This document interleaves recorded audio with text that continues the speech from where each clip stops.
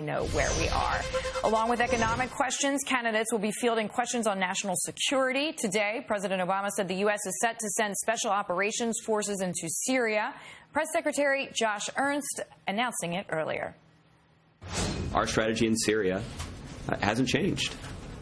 The core of our military strategy inside of Syria is to build up the capacity of local forces to take the fight to ISIL on the ground in their own country.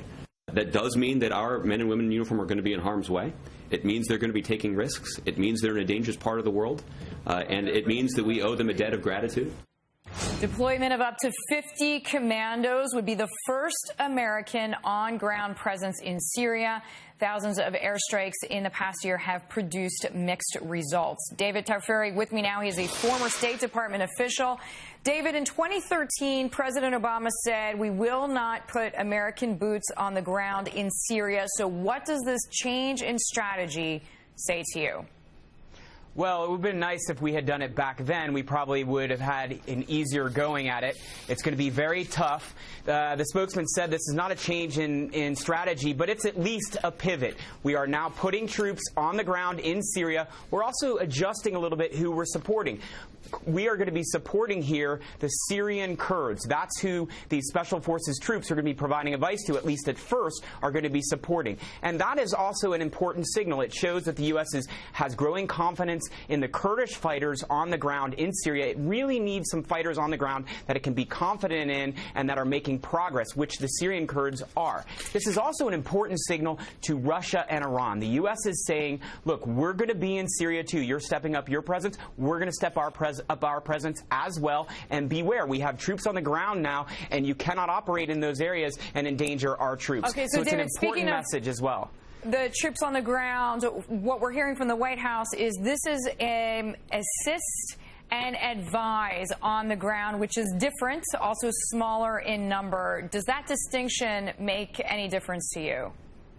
Well, it's an important distinction, but remember, the troops that are on the ground in northern Iraq, in the Kurdish area of Iraq, are also in an advise and assist situation. However, as we saw in the operation last week, as they were backing up the Peshmerga forces who did the operation against ISIS, they had to go and engage. And so I think we can expect that might happen in Syria as well. I think the administration is saying, look, this is where we're going to start. We're going to put some troops on the ground. They're going to provide advice. They're going to provide guidance, but he's not ruling out the fact that they may have to engage with ISIS, and I think down the road they probably will have which to. Is why we heard Josh Ernst say earlier these Americans will be at risk. Speaking of which, American businessmen are getting locked up in Iran. An Iranian-American executive is now the fourth American to be in jail, to be held there. Is Iran pushing on the U.S. because we have not sent a stronger message that we won't tolerate it?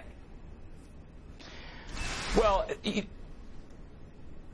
this is interesting because this is coupling this with the fact that Iran also tested ballistic missiles 2 weeks ago. You have to question whether Iran really wants to normalize relationship with the U.S. and with the West. It has the nuclear agreement, but is it just in it to get the sanctions relief, or does it really mean that it's going to change its behavior and its conduct with respect to how it engages with the U.S. and with the West? Iran cannot be arresting U.S. citizens without any basis, without any evidence. That's against international law. It's a violation of international law. Yeah, that's how Iran used to act, but this isn't Argo anymore. We are in a normalizing relationship with Iran, and they have to treat our citizens with respect and under international law. The U.S. has to stand up for these citizens, both the businessmen and also journalists who are in jail, defend them and insist that they be released.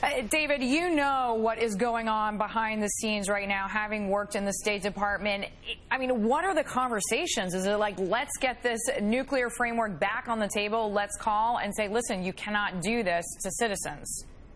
Well, I think in fairness to the State Department, this probably surprises them a little bit, and they probably are hoping that this is just a vestige of the way the regime used to act and that the regime is going to change its conduct. And so they're probably in a wait-and-see attitude. They're not ready to scrap the nuclear deal, scrap normalizing relationship with Iran. But this can't continue. If it does continue, then the State Department does have to take action against Iran.